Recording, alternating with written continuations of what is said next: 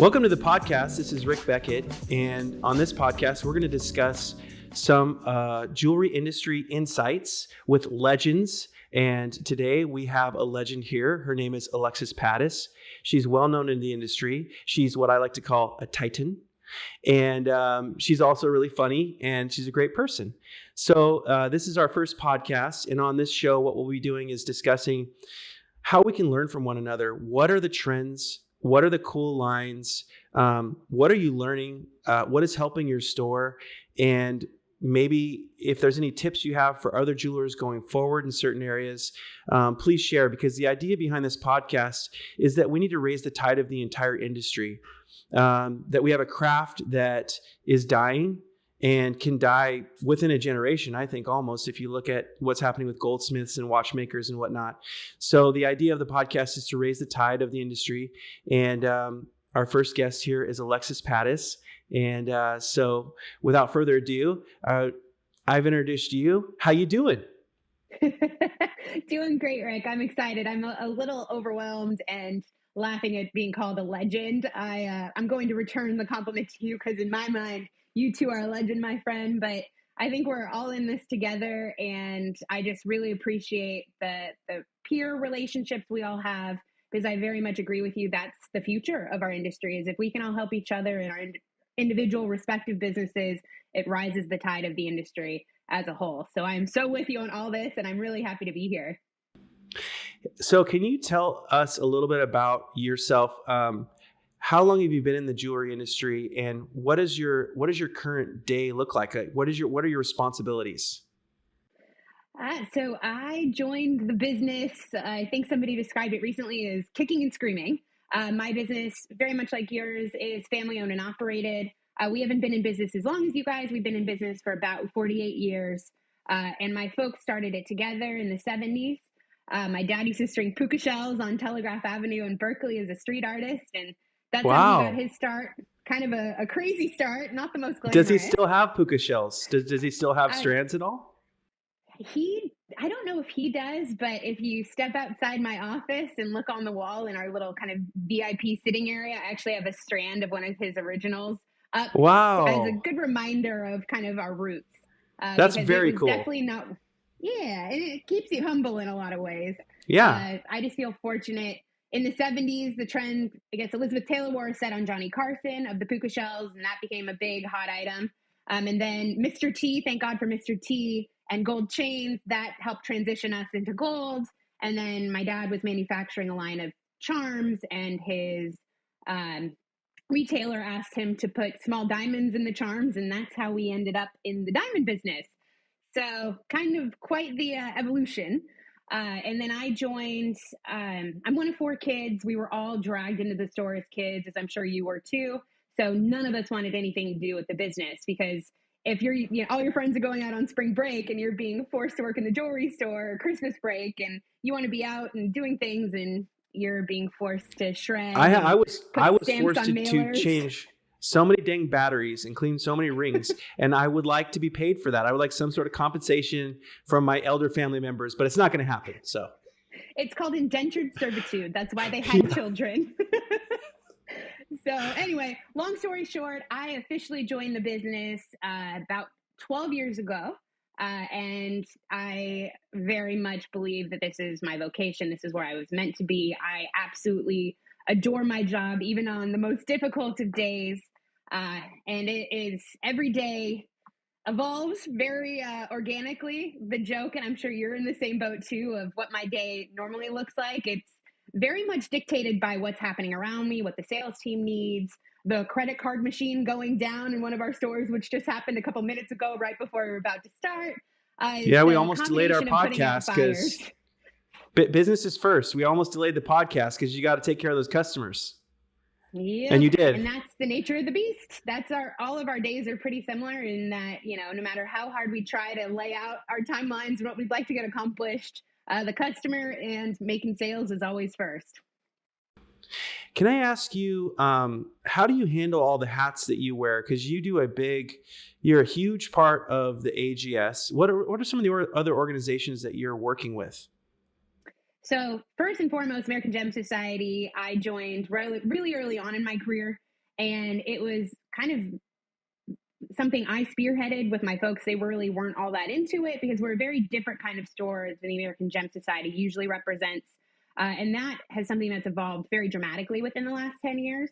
And I was very fortunate to be on that front end of a lot of that change and embracing of a new type of retailer, and a retailer that's not only successful as they are, but willing to evolve and change and learn and really do what's best for their business rather than just kind of sitting back and knowing, I've been doing this for 100 years, it ain't broke, why fix it? So joining AGS for me was really, really important in kind of creating my own community of peers and people that I can rely on for advice and information and, all the things you kind of need as a young person in business that's really trying to establish himself. And then from there, those connections within AGS got me really involved with Jewelers for Children, which I know you're very involved with, and both of us are very passionate about. Jewelers for Children is an organization that supports St. Jude's, CASA, Make-A-Wish, all these amazing groups that are out there trying to make the world a better place, trying to help kids with cancer, trying to help kids that maybe weren't raised in the best environment, find mentors to help them establish themselves in different industries. So that was one. We were fortunate enough to actually get to go to St. Jude's and visit. We had quite the group. We got to go. We had such an epic group of people. I loved the group that we went with. And I would consider everyone that we went with a dear friend now.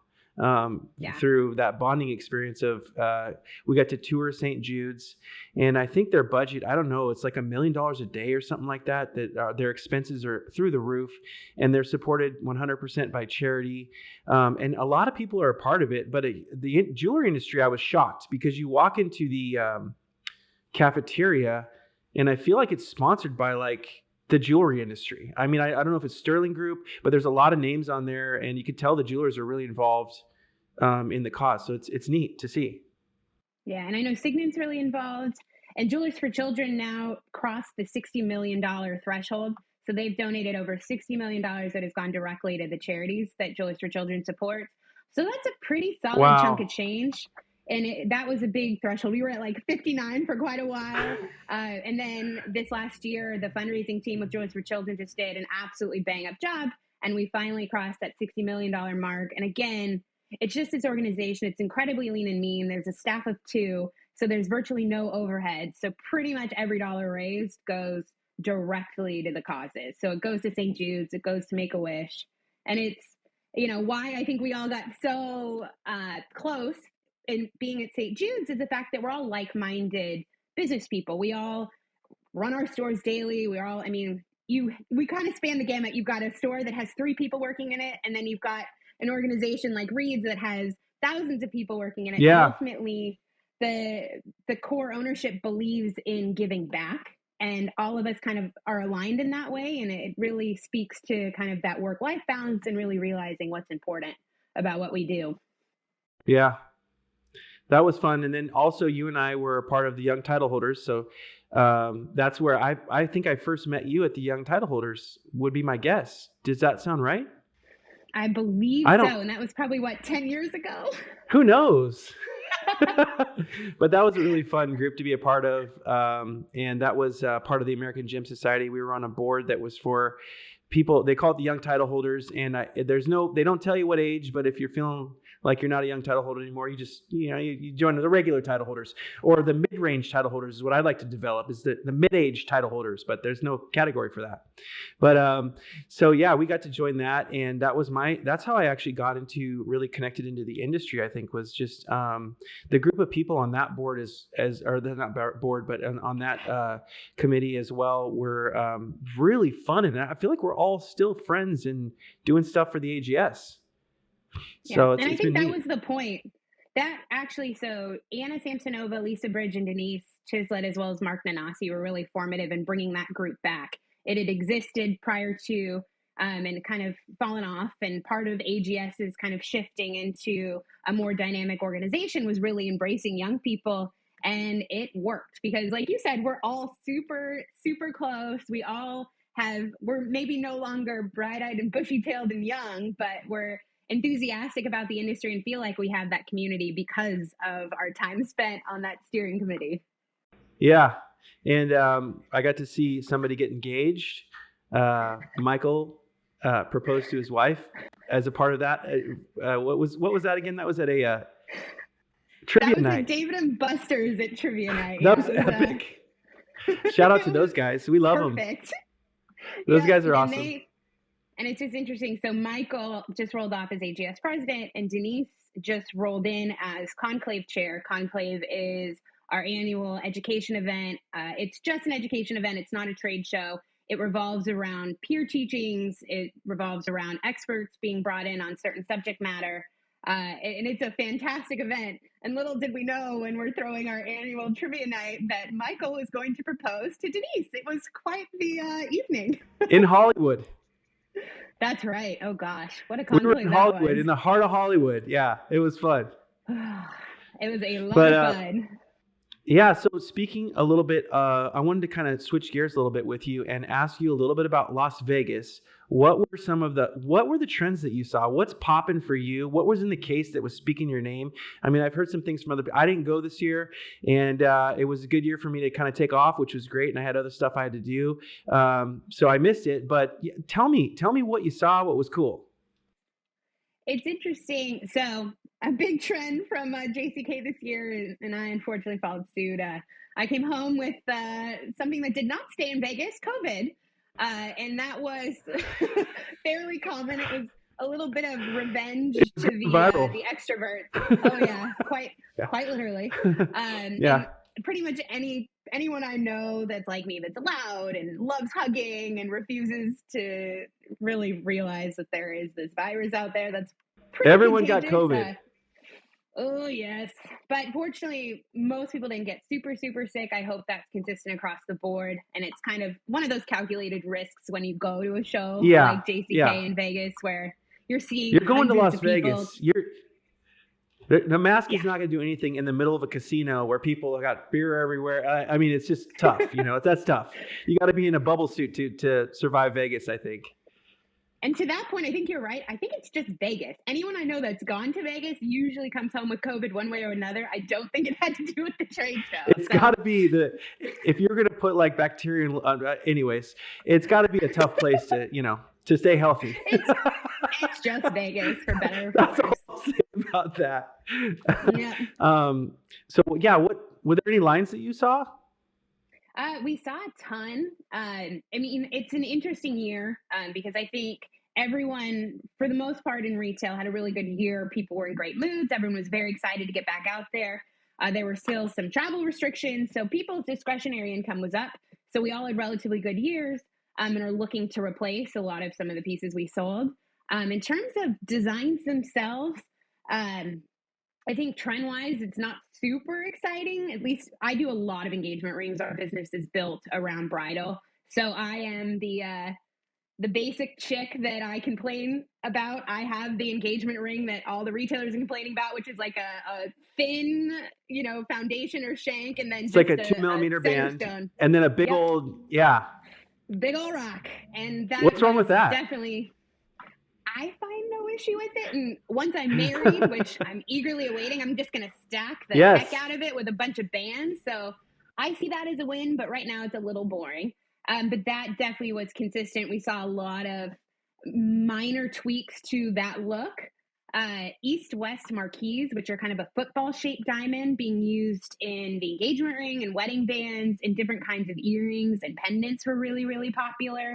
It is the return of yellow gold. In case that wasn't already clear, it's all fashion. Love yellow for the gold. most part. I saw. I do too. It's beautiful, and it's bring it on. Yellow. The water's fine. But if you had said that to either of us 5 years ago, we would have been like, "You're wrong." Yeah. So let me ask you. I'm hearing a lot about. Is it ceramic that's happening right now? Enamel. A lot of enamel. Enamel. Excuse me. Why am I saying it? Yeah. Excuse me. Ceramic watches. And a lot of enamel happening right now. Are you seeing that just everywhere? I'm seeing it a lot. We saw a ton of it. You're 100% right at JCK, at Couture, at a lot of the different shows. Me personally, I haven't had a client come in and ask for it yet, but I think that's just a matter of time. I think some of the Instagram influencers that really are starting to impact what we're getting asked for on a daily basis in store they're starting to push it. So it's just a matter of time. But it does make me nervous. I don't know how you feel about enamel, but I don't necessarily know anyone that can repair enamel. So I'm super nervous about it because it's just a matter of time before we start seeing issues with it. And I'm like, who do I send it to fix? Yeah. Yes. I agree on that. And we actually started making rings with enamel. So we've been experimenting in our shop. And they're turning out pretty nice, but I think the long-term wear is definitely a major concern and consideration to, we got to be careful on that because we're going to see those rings in 10 years. Every ring you sold is going to be right back in your store. Oh, yay. Similar to Invisible. So it sounds like I don't know if you ever had your way. You can, but nobody else can. Yeah, really. This podcast is just between us, right? Yeah, nobody can hear. It's totally cool. Yeah. This is private. So for Vegas, you said, just kind of recapping, you felt like people had a lot of money. You felt like jewelers were excited. Yeah. Anything else that you noticed? I think there is kind of that, the term I used is tempered optimism in that, everyone is very aware of what's going on in the world. And it's definitely, we've been riding this wave for the last few years and, we came out of COVID and it was straight up and now it's kind of teetering off and maybe potentially heading down. And we don't know what those waves look like, how big they are. So I think everyone's just a little bit more cautious. Everyone's very happy. The overall experience, everyone was so positive, so excited to see each other. Like I said, lots of hugs that led to certain viruses being passed along. But it was overwhelmingly positive. Just trying to think of the overarching trends. I mean, big earrings, big statement earrings were all over the place, which I love. And just a ton of really you talking unique like designs. kind of like are you speaking that when you say big earrings, are you talking like a big one type of diamond thing, or are you talking about just something that is designed like more of a design? A lot of like chandelier earrings, big hoops. Oh, okay. And I think this is the exact reason why, because one of the few things when you're sitting on work calls and Zoom calls is you can see pretty much from here up. So what's important? A nice statement earring. In my case, I've got my earrings in, but you can see my AirPods. Genius. Nice pendant. It plays. But that's really why I think certain pieces of jewelry have become more important, especially big statements, is because that's what we're seeing. And day in, day out. I'm on Zoom calls all day these days. I'm sure you are too. So why not be your best self when you're only being seen from here up? Yeah, they say that how you dress is a nonverbal form of communication, or one of the most important nonverbal forms of communication. So if you think about it, if you're nonverbally communicating to people online, jewelry is just that much more important. Mm-hmm. Because really it's a small amount of what is actually being displayed online. So that's interesting. So going forward here, what do you have next? What's next on you're getting married, which is going to be exciting. Something like that. It'll be a very low key wedding. So it's not going to be a ton of planning, not a ton of stress. It's a nice, relaxed, small family ceremony thing. So I'm looking forward to it. But more importantly, I'm just pumped I get to wear the ring. Yes. So talking about your future, Alexis, you have a lot coming up. You talk a little bit about your role kind of coming up in the AGS, what you have in the future there, and maybe a little bit about your business. What do you have in future store for your business too? Yep. So we talked about Denise, who just took over as conclave chair. I just rolled off his conclave chair, so I was able to pass it off to somebody who I know not only is capable, but has infinite amounts of passion for conclave. So she's just going to do an absolutely bang up job. And by rolling off his conclave chair, I also transitioned from secretary of the American Gem Society to president-elect. So I'm very fortunate. Lisa Bridge from Ben Bridge Jewelers is our current president. She is amazing and doing a great job. And I get to be in second chair learning from her, which is awesome. And then I'll take over in 2 years, and I am overwhelmingly lucky because we have a very, very strong board of directors that I have working alongside me, including you. So we're excited. A wild ride. It'll be a wild ride, but it's the best kind of ride because we really all are like-minded retailers and suppliers, and we're all trying to do the best for the industry and really set kind of the standard of what consumer protection looks like when you're a retailer and how to continue to do what's in the best interest of your client. And that includes being on the front lines in terms of education, gemological skills, and then also looking to the future, very much like you mentioned, with how do we procure that next generation of bench jewelers? How do we procure the next generation of salespeople? How do we ensure when it comes to business transition time that people know what that transition should look like? We don't want people just closing their doors and selling their inventory and calling it a day, because then our industry just starts to disappear faster and faster. Mm-hmm. So you ask an easy question and it has a very big answer, because the American Gem Society is the top 5% of jewelers across the country. It really represents, at least in my mind, the best of the best, the retailers that are wanting to do things the right way and the best way, the suppliers that want to help support those retailers, and also they themselves run the best businesses. So you've got this perfect think tank of the right people in the industry all doing their best to try to push this industry forward in the healthiest of ways. Well, I got to say, I can't wait. Number one, I think Lisa Bridge is going to crush it. And number two, right after Lisa Bridge, we've got Alexis Padis. So we've got the 1-2 punch. I don't even know what's going to happen to the AGS. I don't know what's going to happen to the AGS in the next couple of years. It's going to be like exploding. So I'm excited to be a part of the board and to be a part of it. And so I think my concern, if I was to say one, is the future of our craft, I think, is really important, speaking to what you were just talking about. And the entry level if you talk about the entry level to start a jewelry store, I think the entry level is absurd. How much money capital you have to have up front, and how much technical ability and knowledge you have to have, not even counting all of the sources that you need. So what I'm hoping is that that more people can get involved in our industry and get excited about it, and more people can understand that there's opportunities for careers that are fantastic. And literally, we have the best careers in the world. Like, people don't know that, and let's not tell anyone, but literally we have the best careers in the world. We get to do some really fun things, and we get to celebrate the best occasions with people. I mean, we get to celebrate. Every day is a celebration in the jewelry store. It's an amazing job. So I hope we can keep our profession going with you at the helm. I don't have any doubt that we're going to be crushing it. So I know you're a busy woman, and my hat's off to you. As I say, I think you're a titan in the industry. And I just want to say roll my eyes at you when you say that. I would like to say thank you for joining the podcast. This is my very first podcast, and I had the best guest ever. And I just hope you have a wonderful day in sunny California, where you're going to be sipping your Padis flavored wines, right? Yep, my side hustle. We also have the wine business too. Yeah, so we forgot to even talk about that's a future podcast. If you ever come back, if you'll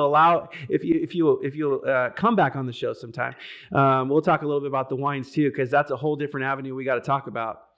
But anytime, Rick. I wish you the best. It's always a joy. It's always a joy talking to you, and I'm pumped that I get to be number one on your podcast. So best of luck. I'm sure it's going to be wildly successful. You too, my friend, are a titan in this industry and so loved, and I'm sure you will have no problem finding some awesome guests for on here. But you started at the bottom. Now there's nowhere to go but up. Well, you have a wonderful day, and thanks for coming on. Absolutely. Have a good one. Okay. Bye-bye. Okay, now do I hang up?